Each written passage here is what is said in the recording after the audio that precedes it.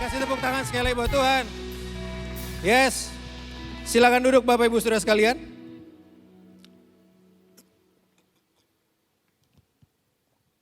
Selamat pagi. Selamat pagi juga buat Bapak Ibu Saudara-saudara yang sedang menonton, bukan menonton sebetulnya, ibadahnya di rumah. Bukan sekedar nonton, kelihatannya kalau nonton kayak bioskop, enggak. Saya percaya saudara dalam keadaan yang baik-baik. Bukan karena keadaannya baik sebetulnya, tapi karena Tuhannya baik. Karena Tuhan baik, makanya hidup kita baik. Bahkan di tengah kesulitan sekalipun. Saya cuma tahu bahwa kebaikan Tuhan itu akan terasa manis di tengah pahitnya kesulitan. Karena Tuhan adalah Tuhan yang baik dalam hidup kita semua. Yes? Hari ini 29 Maret 2020. Bulan minggu yang terakhir di bulan Maret, saudara udah alamin begitu banyak hal. Selama 3 bulan ini di tahun 2020. Dan saya percaya tetap bahwa Tuhan tetap Tuhan yang berkuasa dalam kehidupan. Dia tetap Tuhan di atas segala Tuhan. Namanya tetap ajaib. Dan selama 1 bulan terakhir ini kita berbicara mengenai belief. Berbicara mengenai percaya. Minggu lalu Pastor Agus sudah bicara mengenai perempuan yang sakit pendarahan. Which is itu berbicara juga mengenai belief. Berbicara juga mengenai iman. Dan hari ini juga kita akan wrap up. Akan bungkus semuanya berbicara mengenai belief. Kita udah bicara bulan pertama bicara mengenai vision. Kemudian bicara mengenai purpose, hari ini kita akan berbicara mengenai belief. Dan saya harus mulai dengan sebuah begini, dengan sebuah apa tuh ya, dengan sebuah ungkapan. Buat Bapak Ibu yang teman-teman, saudara-saudara yang sedang nonton di rumah, yang sedang beribadah di rumah. Mungkin sedang dalam keadaan posisi duduk, atau duduk di kursi atau enggak. Tapi pertanyaan saya gini, sebelum saudara duduk, pernah enggak saudara ngecek bangku saudara gitu? Apakah bangku saudara cukup kuat untuk menampung berat badan saudara? Kelihatannya kita nggak ngecek ya, kita langsung duduk aja gitu. Sama seperti saya waktu berdiri di sini, saya nggak ngecek ini panggung kuat apa enggak loh. Saya nggak lihat-lihat bawahnya, tapi ini terbuat dari besi, dari semuanya. Tapi saya nggak pernah ngecek begini. Saya cukup berdiri dan dengan yakin ini panggung nggak kenapa-napa. Kalau kita begitu yakin dengan hal-hal kursi, dengan panggung ini sedemikian kuat, kenapa kita nggak berani percaya bahwa Tuhan juga adalah Tuhan yang kuat dalam kehidupan? Kenapa kita nggak punya kepercayaan yang begitu kuat kepada Tuhan? Ini akan menjadi pertanyaan kita, ini akan menjadi perenungan kita selama hari ini, khususnya selama hari ini. Sedemikian kuatkah iman kita, sedemikian kuatkah kita percaya kepada Tuhan? Dan kalau saudara perlu mengerti bahwa kalau ada hal yang paling diserang semenjak dari dulu sampai dengan sekarang, itu adalah rasa percaya kita kepada Tuhan loh. Adam jatuh ke dalam dosa, kalau Bapak Ibu lihat di Kejadian pasal yang ketiga, Adam jatuh ke dalam dosa, kemudian ya yang diserang oleh iblis adalah gini. Adam tuh diserangnya begini, Adam mau lebih percaya kepada suaranya Tuhan, apa dia mau percaya kepada suaranya iblis? Dan Adam jatuh, dia lebih percaya kepada suaranya iblis. Nah makanya kita ada hari ini dengan keadaan berdosa. Dan bukankah Yesus juga dicobai dengan hal yang sama? Waktu dia dicobai dengan 3 pencobaan itu. Yesus sebetulnya sedang disodorkan gini, yang diserang oleh iblis adalah gini, rasa percayanya. Apakah Yesus lebih percaya kepada Tuhan, kepada Bapaknya, atau dia justru lebih percaya kepada apa yang keluar dari mulutnya iblis? Suara siapa yang saudara percaya menentukan ke arah mana saudara akan melangkah dalam kehidupan. Kalau saudara percaya suara yang salah, makanya Alkitab tulis gini, Abraham percaya kepada Tuhan dan Tuhan memperhitungkan itu sebagai kebenaran. Abraham cuma percaya kepada Tuhan dan Tuhan memperhitungkan itu sebagai kebenaran. Berarti gini, waktu Abraham percaya kepada Tuhan, hidupnya menjadi hidup yang dibenarkan. Percaya kita tuh punya pengertian, punya sesuatu hal yang sangat esensi dalam kehidupan. Yohanes 3 ayat yang ke-16, kalau saudara boleh munculin, karena begitu besar kasih Allah akan dunia ini, sehingga ia telah mengaruniakan anaknya yang tunggal, supaya setiap orang yang percaya kepadanya.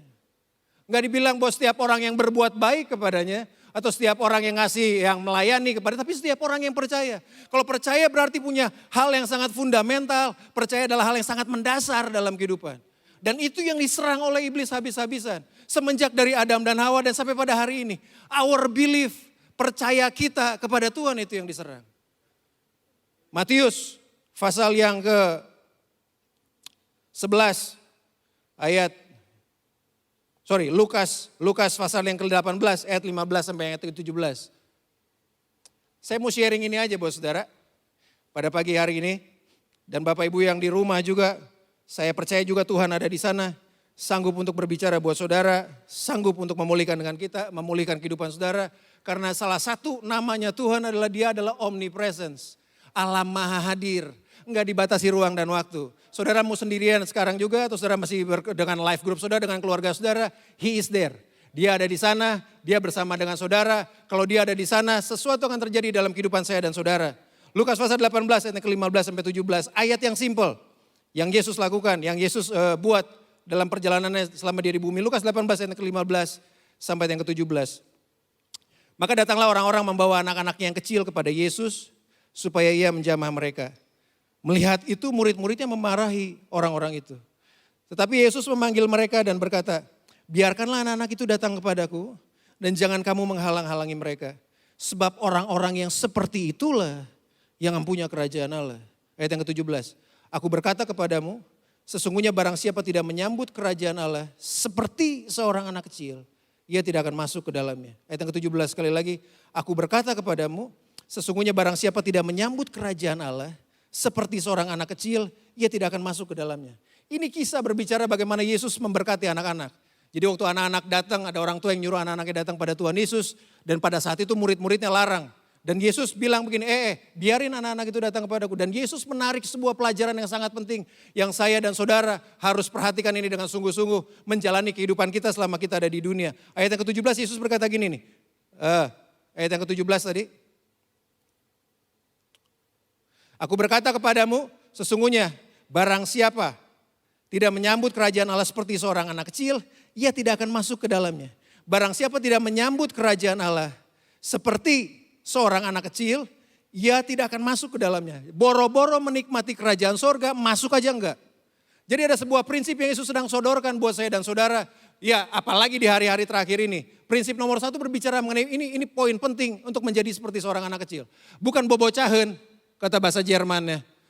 Pura-pura seperti anak kecil, tapi ada prinsip yang penting yang Yesus sedang sodorkan. Gini, aku berkata kepadamu sesungguhnya barang siapa tidak menyambut kerajaan Allah seperti seorang anak kecil, ia tidak akan masuk ke dalamnya. Poin penting tentang anak kecil yang pertama adalah anak kecil itu sangat bergantung pada pribadi yang lebih besar daripada hidupnya. Itu poin mengenai anak kecil. Iya, saudara boleh beritahu anak saudara, ya saya punya anak. Ya bapak ibu mungkin yang di rumah juga ada punya anak. Saudara boleh beritahu anak kecil itu adalah anak yang sangat bergantung sama pribadi yang lebih besar daripada kehidupannya. Sangat, sangat. Karena dia sangat bergantung pada pribadi yang lebih besar daripada kehidupannya. Hari ini pertanyaan saya dan saudara, Alkitab berkata gini, kalau kamu enggak menyambut kerajaan sorga seperti anak kecil, jangankan kamu mau terima, masuk aja kan enggak. Hari ini kalau begitu kita perlu memiliki prinsip anak kecil ini dalam kehidupan. Poin mengenai anak kecil ini dalam kehidupan untuk apa tuh? Untuk bergantung sepenuhnya kepada Tuhan. Hari ini saudara mau bergantung pada siapa? Karena waktu saudara bergantung pada hal yang ada di dunia, Alkitab tulis gini, dunia dengan segala keinginannya akan lenyap. Tapi orang yang bergantung pada Tuhan akan tetap, akan menjadi kuat. Kemarin saya screenshot, news detik.com tulis. Kemarin, seminggu yang lalu, dalam waktu satu minggu, kekayaan orang-orang yang ada di dunia tergerus tuh karena corona. Dan saudara kalau saudara tahu dalam jangka waktu satu minggu 76,4 miliar dolar dalam satu minggu kekayaannya langsung hilang. Dalam waktu satu minggu 76,4 miliar dolar itu kalau pakai kalkulator itu sekitar hampir 1.160 sekian triliun rupiah. Itu kalau dibeliin kerupuk nggak tahu berapa banyak 1.160 triliun itu. Tapi itu sebetulnya Tuhan tuh sedang berbicara begini, bergantung percaya pada siapa sih kita? Mau bergantung pada uang. Orang yang paling kaya di seluruh dunia dalam waktu satu minggu hilang segitu loh. Gimana nggak keder kalau kayak gitu kehidupan. Tapi saya harus beritahu buat saudara, berita bagusnya gini, seperti seorang anak bergantung pada bapaknya. Demikianlah Tuhan kepengen kita anak-anaknya bergantung cuman kepada dia. Pernah dengar Tuhan kekurangan duit nggak? Pernah dengar Tuhan lagi butuh duit? Pernah dengar Tuhan lagi masuk angin? Enggak pernah kita dengar. Pernah dengar Tuhan lagi galau? Pernah dengar Tuhan lagi khawatir kemudian dia ketakutan? Enggak pernah kita dengar. Kalau Tuhan enggak pernah terganggu oleh situasi yang terjadi di bumi, saya harus beritahu. Kalau begitu. Keputusan yang terbijaksana yang kita bisa buat adalah ketika meletakkan hidup kita yang rapuh ini ke tangan Tuhan yang kuat. Itu iman anak kecil. Itu prinsip seorang anak kecil yang harus dipegang. Kenapa dia bergantung pada bapaknya loh. Dia sangat bergantung pada bapaknya. Makanya waktu Yesus hadir ke dunia gini, mau berharap pada siapa sih? Mau berharap pada kekayaan, mau berharap pada orang-orang hebat hari ini. Kalau saudara baca di Google cari virus itu segede gimana sih? Virus itu cuma bisa dilihat pakai mikroskop elektron katanya. Kecil banget, nggak bisa dilihat pakai mata telanjang. Tapi gini, sekecil-kecilnya makhluk ini udah buat bingung ribuan bangsa. Banyak bangsa, ribuan orang udah dibuat bingung.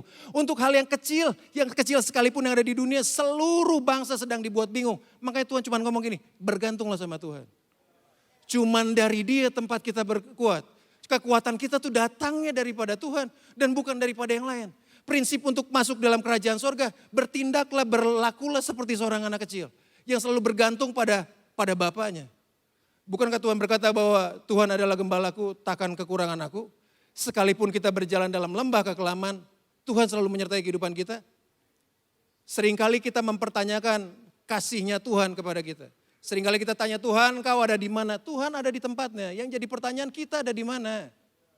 Percaya kita lagi ditaruh di mana? Bergantung kita sedang taruh di mana? Anak kecil tahu, kalau dia bergantung pada bapaknya, itu menjadi tempat yang aman dalam kehidupannya. Berapa banyak kita pernah kecil, kalau kita lagi berantem sama teman kita selalu bilang ini, gua bilangin bapak gua loh. Kenapa? Karena kita tahu ada bapak yang besar yang selalu melindungi kita.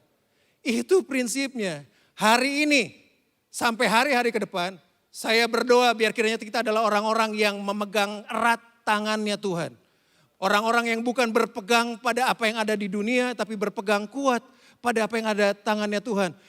Karena begini loh, Tuhan tuh gak pernah gagal. Tuhan itu gak pernah lelah. Tuhan itu gak pernah tertidur.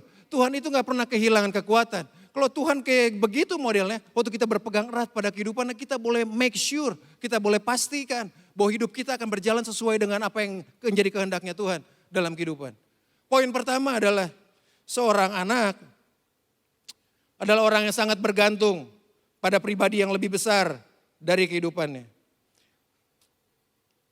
Keputusan yang paling bijaksana yang kita harus buat adalah meletakkan hidup kita yang rapuh pada tangan Tuhan yang Maha Kuat. Itu poin yang pertama. Yang kedua adalah gini, anak kecil itu hidup dengan hatinya, enggak hidup dengan otaknya. Oh mohon maaf, bukan berarti enggak punya otak loh ya. Tapi punya pengertian anak kecil itu hidup dengan hatinya dan dia enggak bergerak dengan logikanya. Kasih tahu anak saudara yang masih kecil balita bilang begini, kamu adalah Superman. Saya yakin dia akan percaya dia Superman. Yakin. Makanya ada begitu banyak kenapa harus nonton film-film gituan, harus diawasi oleh orang tua. Karena anak kecil percaya dengan apa yang dia lihat. Poin kedua yang harusnya penting adalah gini, anak kecil itu percaya dengan hatinya, bukan dengan logikanya. Hari ini saya berdoa, hari ini saya berpikir, kemudian saya merenungkan. Hari ini adalah, seringkali hari ini, sebentar. Dalam perjalanan dengan Tuhan hari ini, kita perlu untuk mengecilkan volume suara logika kita dan mulai memperbesar volume suara hati kita yang terfokus hanya kepada Tuhan. Hari ini saudara harus bertindak dengan hati saudara, bukan dengan sekedar dengan logika saudara dalam perjalanan kita dengan Tuhan. Bukan berarti kemudian saudara nyebrang dengan seenaknya, kemudian bisa dengan keadaan sekarang, kemudian saudara boleh berkumpul seenaknya karena ada Tuhan. Enggak, bukan seperti kayak gitu. Tapi saudara perlu mempercayai bahwa ada Tuhan yang ada di dalam kehidupan saya dan saudara. Kepercayaan kita bertindak dengan hati kita kepada Tuhan. Makanya saya selalu ngomong buat diri saya sendiri, buat keluarga saya. Yang disebut dengan waktu pribadi dengan Tuhan, itu bukan program gereja. Itu adalah kebutuhan kita kepada Tuhan. Waktu saudara percaya kepada Tuhan, waktu saudara memakai hati saudara yang dipenuhi oleh firman Tuhan, seringkali logika gak akan pernah masuk. Betul. Alkitab pernah tulis begini kisah, di masa kekeringan, itu kisah mengenai Ishak. Ketika seluruh bangsa mengalami kekeringan, yang Ishak lakukan adalah gini, Ishak menabur di tengah masa kekeringan. Itu adalah sebuah tindakan, bukan tindakan yang bijaksana dalam logika manusia. Tapi Alkitab tulis di tahun itu juga, Ishak itu bisa menuai 10, 100, berapa ratus kali lipat, bahkan di tengah kekeringan sekalipun. Nah itu belajar untuk percaya dengan hati saudara kepada Tuhan. Kalau kita belajar percaya dengan hati saudara, ini waktunya sulit. Tadi aja udah kekayaan udah habis, waktu sulit semua, saya ada di dalam pekerjaan, dunia usaha, waktunya sulit. Bukan karena waktunya sulit kemudian kita menahan pemberian kita kepada Tuhan. Justru saat-saat seperti ini jangan pernah berhenti untuk mengucap syukur kepada Tuhan. Jangan pernah berhenti berdoa kepada Tuhan, jangan pernah berhenti berpuasa pada Tuhan. Jangan pernah berhenti untuk mempersembahkan sesuatu kepada Tuhan. Jangan pernah berhenti untuk berbuat baik kepada orang, because this is the time. Jangan-jangan kita dilahirkan untuk waktu seperti ini loh. Jangan-jangan Tuhan punya tujuan supaya kita ada di dunia untuk waktu seperti ini. Makanya percayalah dengan hati kepada Tuhan, bukan dengan pikiran. Bukan sekedar dengan logika kita berpikir. Bagaimana mungkin di situasi yang sulit saya masih harus kembalikan perpuluhan kepada Tuhan. Enggak masuk logika, betul. Karena memang firman Tuhan tidak hadir untuk dimengerti. Firman Tuhan itu hadir untuk ditaati. Enggak pernah dia untuk dimengerti. Saya enggak perlu mengerti dulu rencana Tuhan kemudian saya mentaati. Enggak, saya cukup mentaati seperti seorang anak kecil. Mentaati bapaknya. Seperti seorang anak kecil yang percaya dengan hatinya. Bukan sekedar dengan logikanya. Seringkali kita perlu mengecilkan volume suara berpikir kita karena kita udah mulai dewasa secara umur, udah mulai beranjak dewasa secara umur. Kita mulai kecilin volume logika kita, kemudian mulai mempercayai Tuhan dengan hati kita loh. Nomor satu, anak kecil sangat bergantung pada pribadi yang besar daripadanya. Yang kedua, anak kecil itu hidup dengan hatinya, bukan dengan logikanya. Markus pasal yang ke-11, ayat yang ke-23 dan 24. Markus 11 ayat 23 dan 24.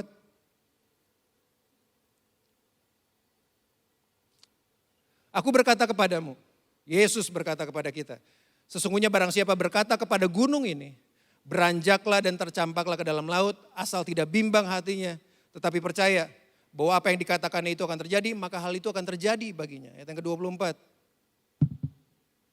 Karena itu aku berkata kepadamu, apa saja yang kamu minta dan doakan, percayalah bahwa kamu telah menerimanya, maka hal itu akan diberikan kepada kamu. Poinnya kita udah tahu bahwa kita bergantung pada Tuhan seperti seorang anak kecil. Poin yang kedua adalah kita tahu waktu kita percaya dengan hati kita, bertindak dalam kehidupan dengan hati yang direndam. Seberapa lama saudara berendam pada firman Tuhan, sebesar itu rasa percaya kita kepada Tuhan. Kalau saudara terus-terusan mendengar suara-suara negatif, hati kita jadi negatif. Kalau hati jadi negatif, kehidupan pasti akan menjadi negatif. Saudara nggak pernah mungkin menabur hal negatif kemudian berharap akan menuai hal yang positif dalam kehidupan. Nggak pernah. Makanya waktu hati kita percaya kepada Tuhan, merendam diri kita lebih dalam kebenaran firman Tuhan. Kita percaya dengan hati kita bahwa yang Tuhan katakan selalu ya dan amin. Dan Alkitab tulis begini, kalau kamu berkata kepada gunung ini, Yesus sedang berbicara mengenai pohon ara yang dikutuk waktu itu. Waktu aku berkata kepadamu ayat ke-24, apa saja yang kamu minta dan doakan. Percayalah bahwa kamu telah menerimanya, maka hal itu akan diberikan kepadamu. Dunia mengajar begini, saudara perlu lihat, baru kemudian saudara percaya. Kalau saudara mau beli jual mobil, jual motor, saudara kan perlu lihat barangnya dulu. Lihat barangnya dulu. Kemudian saudara baru percaya ini barang kayak gimana. Tapi untuk mengikut kerajaan sorga seperti anak kecil, saudara perlu percaya dulu, baru kemudian saudara lihat hasilnya. Beda loh. Kita seringkali, ya karena kita hidup di dunia, kita kepengen lihat dulu kemudian percaya. Tuhan berbeda. Tuhan kepengen kita percaya lebih dahulu, kemudian kita lihat hasilnya. Percaya dengan hati saudara, kemudian kita akan melihat hasilnya. Boleh munculin klipnya. Ada yang pertama? Apa yang kita percaya dalam hati, itu yang akan kita terima di tangan. Kalau saudara percaya apapun juga yang saudara percaya dengan hati saudara, itu yang akan saudara terima di tangan saudara. Kalau saudara percaya Tuhan adalah Tuhan yang mencukupi, tangan saudara akan menerima kecukupan daripada Tuhan. Kalau saudara percaya adalah Tuhan yang menyembuhkan, tangan kita akan menerima kesembuhan daripada Tuhan. Di dalam hati waktu kita percaya, apapun juga yang kita minta dan doakan sesuai dengan kehendak Tuhan tentunya. Sesuai dengan keinginannya Tuhan tentunya. Ya, kalau minta istri baru atau apa segala udah pasti itu di luar kehendak Tuhan. Tapi saudara bertanya kenapa Tuhan gak pernah jawab doa kita. Padahal Tuhan berkata gini, kalau anak minta roti, Tuhan akan kasih roti. Gak mungkin dia kasih ular. Kenapa kita seringkali berdoa kemudian Tuhan gak pernah jawab, jangan-jangan kita minta ular, bukan minta roti. Doanya yang kamu minta dan doakan, percaya seperti seorang anak kecil. Kalau saudara minta roti, Bapa kita di sorga akan minta roti. Apapun juga yang kita percaya dalam hati kita, itu akan kita terima dengan tangan kita. Apapun juga. Apapun juga. Karena Alkitab berkata gini, apa saja yang kamu minta dan doakan, percayalah bahwa kamu telah menerimanya, maka hal itu akan diberikan kepadamu. Ayat yang ke-23 ya boleh munculin. Ayat yang ke-23 di atasnya. Aku berkata kepadamu, sesungguhnya barang siapa berkata kepada gunung ini. Alkitab tulis dengan hati percaya, mulut mengaku. Yesus Tuhan menciptakan alam semesta dengan perkataan yang keluar dari mulutnya. Dia melepaskan imannya dengan perkataan yang keluar dari mulutnya. Demikian pula saya dan saudara. Kalau saudara percaya dalam hati ke semua janjinya Tuhan, perkatakan pada gunung kesulitan kita. Gunung kesulitan apa yang sedang kita hadapin pada pagi hari ini? Sampai pada hari ini. Semua, saudara boleh sebutin gunung apa yang sedang menghalangi kehidupan saya dan saudara. Alkitab tulis gini, berkatalah pada gunung itu, beranjak ke laut. Kalau saudara percaya dengan iman saudara kepada Tuhan, gunung kesulitan kita akan sanggup Tuhan ubahkan. Akan sanggup Tuhan pindahkan. Kenapa? Karena kita percaya bahwa Bapa kita adalah Bapa yang memberikan roti buat anak yang minta roti. Permintaan kita adalah permintaan roti kepada Tuhan. Permintaan kita adalah permintaan yang sesuai dengan kehendaknya Tuhan. Percaya, kemudian katakan kepada gunung itu. Gunung kesulitan, gunung apapun yang sedang melanda dalam kehidupan kita semua. Say to the mountain. Speak to the mountain. Perkatakan. Karena lewat keluar perkataan iman itu keluar dari kehidupan kita, maka gunung-gunung itu akan pindah dalam kehidupan. Sebut aja gunung apapun juga dalam kehidupan. Dan gunung itu bisa pindah karena apa? Karena kita percaya kepada Tuhan. Merenungkan firman Tuhan dalam, berendam dalam firman-Nya Tuhan. Waktu kita melepaskan kuasa firman Tuhan. Firman itu akan menjadi firman yang berkuasa dalam kehidupan saya dan saudara. Percaya, kemudian katakan, Roma, mana yang lebih mudah kalau kayak begitu?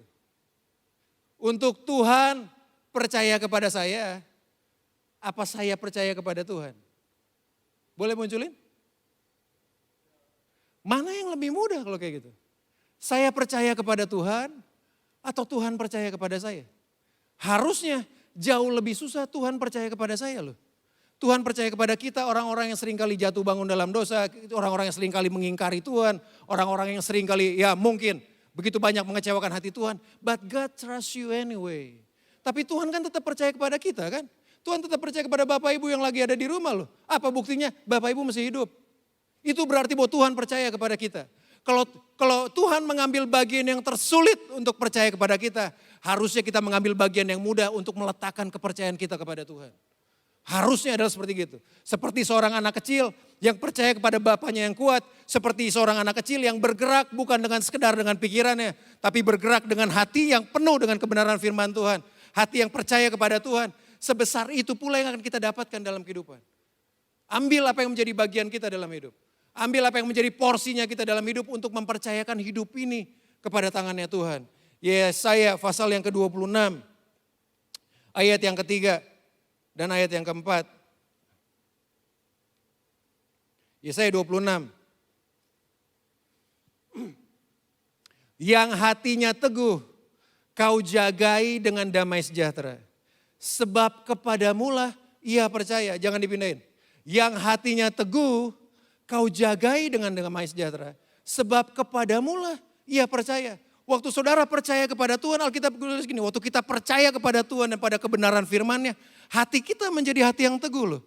Hati kita menjadi hati yang kuat. Kalau hati kita menjadi hati yang teguh, damai sejahtera akan gampang untuk mengalir dalam kehidupan. Yang hatinya teguh kau jagai dengan damai sejahtera. Sebab kepadamulah ia percaya. Enggak kepada yang lain, hanya kepada Tuhan ia percaya. Ayat yang kedua, ayat yang keempat. Diperjelas lagi percayanya kayak gimana. Ayat yang keempat. Percayalah kepada Tuhan selama-lamanya. Sebab Tuhan Allah adalah gunung batu yang kekal. Sebab Tuhan Allah adalah gunung batu yang kekal. Kesulitan kita sifatnya sementara. Gunung batu yang kekal itu sifatnya kekal. Kesulitan kita, penyakit kita, semua yang kita bisa sebut yang ada di dunia sifatnya cuma temporary. Tapi Tuhan sifatnya kekal. Makanya Alkitab tulis gini, percayalah kepada Tuhan selama-lamanya. Sebab Tuhan Allah adalah gunung batu yang kekal. Munculin ayat yang ke atas sebentar. Ayat yang ketiganya. Sebab waktu kita percaya kepada Tuhan yang selama-lamanya, yang hatinya teguh, kau jagai dengan damai sejahtera. Sebab kepadamulah ia percaya. Pagi hari ini message saya buat saudara, perenungan saya buat saudara. Karena saya dan keluarga lagi mengalami hal seperti kayak gini. Dan ini ayat yang menguatkan kami. Ini ayat sangat menguatkan kami. Bukan sekedar bicara mengenai corona, bicara mengenai dunia usaha. Bicara mengenai apapun juga. Yang hatinya teguh, yang akan Tuhan jagai dengan damai sejahtera. Sebab kepadamu lah ia percaya. Sebab kepadanya lah kita cuma percaya loh. Sebab kepadanya lah cuma kita believe. Kita cuma percaya hanya kepada Tuhan. Kelihatannya hal-hal yang klise di tengah hari-hari ini. Tapi saudara harus lihat bahwa Tuhan kita selalu berbicara dan perkataannya adalah selalu iya dan amin. Kalau dia berjanji, dia akan selalu menggenapi. Janjinya Tuhan gak pernah gagal dalam kehidupan. Ayat yang terakhir, Mazmur 3 ayat yang ke-6. Mazmur 3 ayat yang ke-6. Yes, itu. Daud sedang berdoa. Aku membaringkan diri lalu tidur. Aku bangun sebab Tuhan menopang aku. Ini ayat berbicara buat saya semalam. Tapi saya renungkan ini ayat. Aku membaringkan diri lalu tidur. Ada begitu banyak orang membaringkan diri tapi gak tidur-tidur. Aku membaringkan diri lalu tidur. Aku bangun sebab Tuhan menopang aku. Bahkan nyenyaknya tidur saudara ditentukan dari kepercayaan saudara kepada Tuhan loh. Tuh yang lagi nonton. Iya, bahkan kenyenyakan kita tidur itu sangat tergantung dari kepercayaan kita kepada Tuhan. Kalau saudara tahu Tuhan menopang saudara, tidur saudara akan menjadi tidur yang nyenyak. Istirahat saudara akan menjadi istirahat yang diberkati oleh Tuhan karena kita tahu ada Tuhan yang menopang hidup saya dan saudara. Pagi hari ini terima apa yang menjadi kekuatan firman Tuhan pada hidup kita semua. Belajarlah untuk mulai mempercayai Tuhan seperti seorang anak kecil mempercayai bapaknya. Kalau Bapa di dunia aja tahu pemberian yang terbaik buat anak-anaknya, apalagi Bapa kita di sorga. Apalagi Bapa kita di sorga. Main musik? Boleh? Saya mengundang kita sama-sama bangkit berdiri. Main musik? Sip.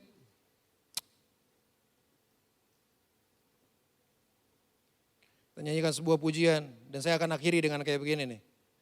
Ketika jabat tangan manusia sudah dihindari, ketika jabat tangan manusia mesti dihindari, genggaman tangan Tuhan harus selalu kamu cari.